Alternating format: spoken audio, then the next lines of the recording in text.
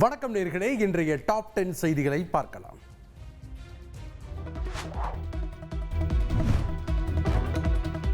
இந்தியாவின் பன்முகத்தன்மை சவால் அல்ல, அது வலிமை என்று கானா நாடாளுமன்றத்தில் பிரதமர் மோடி பெருமிதம் தெரிவித்தார்.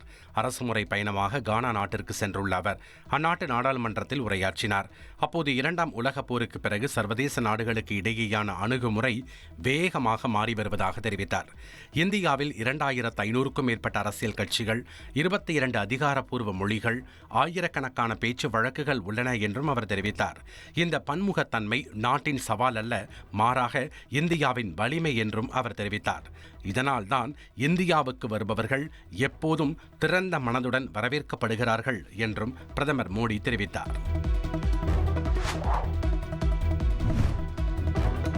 திருச்செந்தூர் கோவில் கும்பாபிஷேகத்தை ஒட்டி சென்னையில் இருந்து சிறப்பு ரயில் இயக்கப்படுவதாக தெற்கு ரயில்வே அறிவித்துள்ளது. இதுகுறித்து வெளியிடப்பட்டுள்ள அறிக்கையில் வரும் 6ஆம் தேதி இரவு 10:25 மணிக்கு சென்னை எழும்பூர் ரயில் நிலையத்தில் இருந்து செங்கோட்டை வரை சிறப்பு ரயில் இயக்கப்படும் என்று தெரிவிக்கப்பட்டுள்ளது. மறுமார்க்கத்தில் 7ஆம் தேதி இரவு 7:45 மணிக்கு செங்கோட்டையில் இருந்து தென்காசி, நெல்லை வழியாக சென்னை எழும்பூருக்கு சிறப்பு ரயில் இயக்கப்படும் என்றும் தெரிவிக்கப்பட்டுள்ளது. இந்த சிறப்பு ரயில் 2 அடுக்கு ஏசி பெட்டிகள் 2, 3 அடுக்கு ஏசி பெட்டி 1 மற்றும் படுக்கை வசதியுடன் கூடிய 18 பெட்டிகளுடன் இயக்கப்படும் என்றும் தெற்கு ரயில்வே தெரிவித்துள்ளது.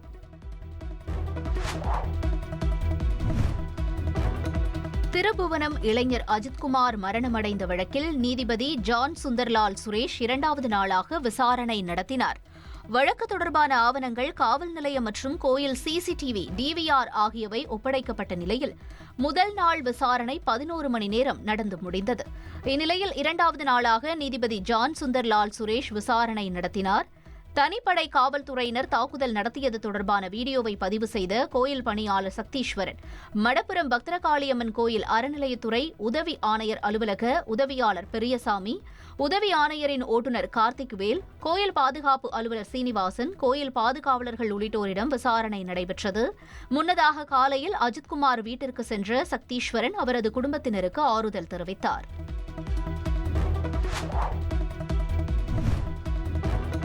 சிவகங்கை மாவட்டம் திருப்புவனம் இளைஞர் உயிரிழந்த வழக்கில் விசாரணை நடைபெற்று வரும் நிலையில் அஜித்குமாரின் தாய் மாலதி தந்தி டிவிக்கு அளித்த பேட்டியை பார்ப்போம். நானும் என் பையன் போய் உள்ளே பார்க்குறோம், சட்டை இல்லாமல் பேண்ட்டோட தான் நிற்கிறான்.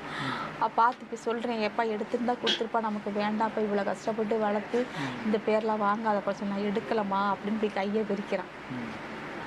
அதுக்குள்ள ஒரு போலீஸ்கார் வந்து நீங்கள் போங்கம்மா எங்களை வெளியே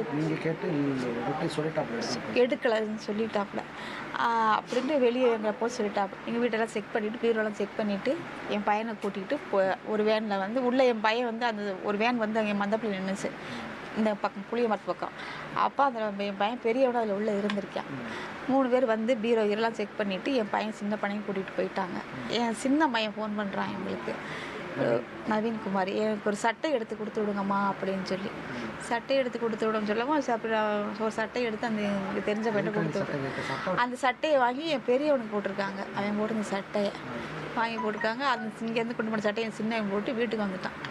அப்புறம் ஆள் கூட பார்க்கவும் அப்புறம் ஸ்டேஷனுக்கு போயில கடைசி டிஎஸ்சி வந்து முடிஞ்சிருச்சுன்னு சொல்லிட்டாரு.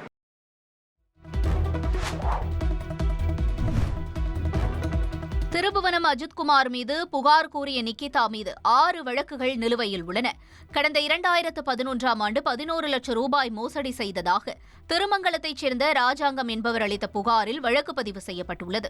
சத்துணவு வேலை வாங்கி தருவதாக 2,50,000 ரூபாய் மோசடி செய்ததாக திருமங்கலம் ஆலம்பட்டி பகுதியைச் சேர்ந்த முத்துக்கொடி அளித்த புகாரில் நிக்கிதா மீது வழக்கு பதிவு செய்யப்பட்டுள்ளது.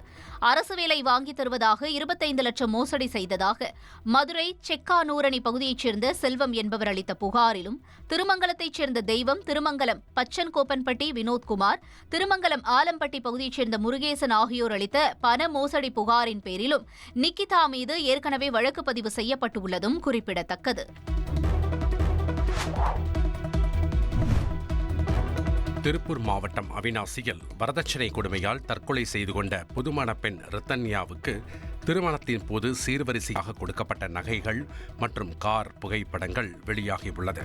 வரதட்சணையாக கொடுத்த வால்வோ காரில் ரித்தன்யா தனது வீட்டிலிருந்து சிரித்த முகத்துடன் செல்லும் காட்சி இடம்பெற்றுள்ளது. திருமணச் சடங்குகள், வரதட்சணையாக கொடுத்த 300 பவுண்ட் நகைகள் மற்றும் 70 லட்சம் மதிப்புள்ள வால்வோ கார் என கோலாகலமாக திருமணம் நடந்துள்ள நிலையில் தற்பொழுது அதன் புகைப்படங்கள் மற்றும் வீடியோ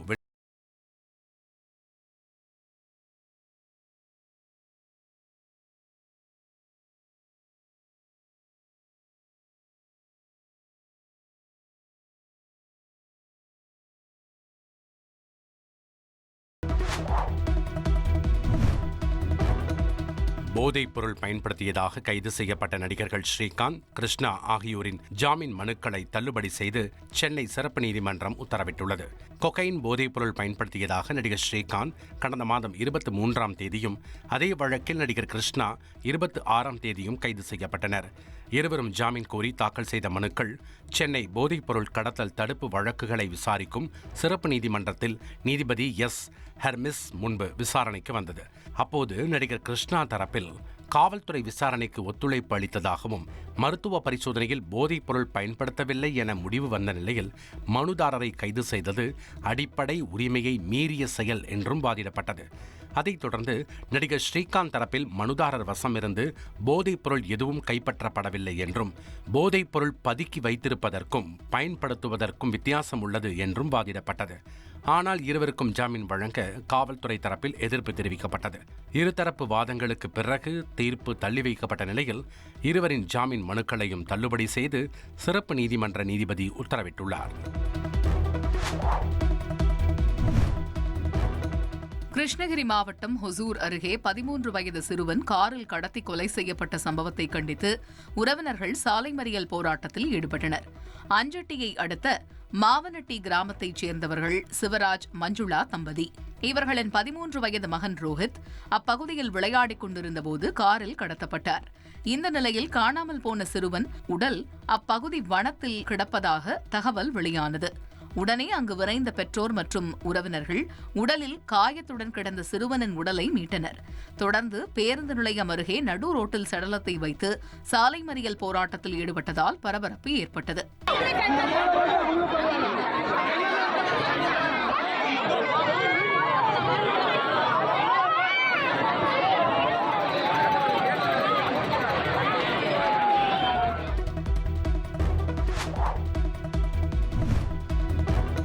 ஜூலை 19ஆம் தேதி அனைத்துக் கட்சி கூட்டத்திற்கு மத்திய அரசு அழைப்பு விடுத்துள்ளது. ஜூலை 21ஆம் தேதி முதல் ஆகஸ்ட் 21ஆம் தேதி வரை நடைபெறும் நாடாளுமன்ற மழைக்கால கூட்டத்தொடருக்கு முன்பாக ஜூலை 19ஆம் தேதி அனைத்துக் கட்சி கூட்டத்திற்கு அழைப்பு விடுக்கப்பட்டுள்ளதாக நாடாளுமன்ற விவகாரத்துறை அமைச்சர் கிரண் ரிஜிஜு தெரிவித்துள்ளார்.